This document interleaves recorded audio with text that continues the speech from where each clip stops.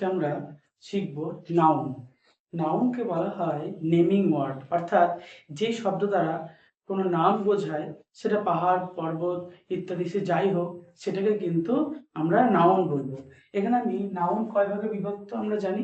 Noun 5টা ভাগে বিভক্ত, অর্থাৎ proper noun, common noun, collective noun, material noun এবং অ্যাবস্ট্রাক্ট নাউন।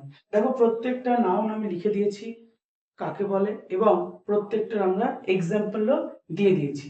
এখানে দেখো প্রপার নাউন কাকে বলে। নির্দিষ্ট কোনো নাম বোঝালে সেটা প্রপার নাউন, যেমন রাম, গঙ্গা ইত্যাদি। এবং কমন নাউন কাকে বলে। কমন নাউন তাকে বলবো যখন কোনো গোটা জাতি বা সমগ্র জাতিকে বোঝাবে, তখন সেটা আমরা বলবো কমন নাউন, যেমন বয়, গার্ল ইত্যাদি। কালেকটিভ নাউন কাকে বলবো। কালেকটিভ কথার অর্থ হচ্ছে কোনো দল সমষ্টি। যখন কোনো নাম দল সমষ্টি নাম বোঝাবে, তখন তাকে আমরা বলবো কালেকটিভ নাউন, যেমন group, troop etcetera.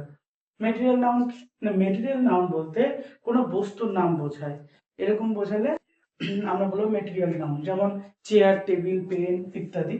Abstract noun কি না, এটা বিমূর্ত, অর্থাৎ এর কোনো অস্তিত্ব নেই, আমরা একে টাচ করতে পারি না, এগুলো বোঝালে আমরা বলবো অ্যাবস্ট্রাক্ট নাউন। এই অ্যাবস্ট্রাক্ট নাউনের উদাহরণ হচ্ছে যেমন কাইন্ডনেস, ব্লাইন্ডনেস ইত্যাদি। এরপর আমরা দেখবো যে গণনা অনুযায়ী নাউনকে কয় ভাগে ভাগ করা হয়। গণনা অনুযায়ী নাউনকে দুভাগে ভাগ করা হয়। একটা কাউন্টেবল নাউন, যেগুলো গোনা যায় এমন জিনিসের নাম, যেমন ম্যান, পেন ইত্যাদি। এবং আনকাউন্টেবল নাউন, অর্থাৎ যেগুলো গোনা যায় না, যেমন অয়েল, ওয়াটার এই জিনিসগুলি। ঠিক আছে, আশা করি এই ছোট্ট ভিডিওর মাধ্যমে তোমরা নাউনটা বুঝতে পেরেছো।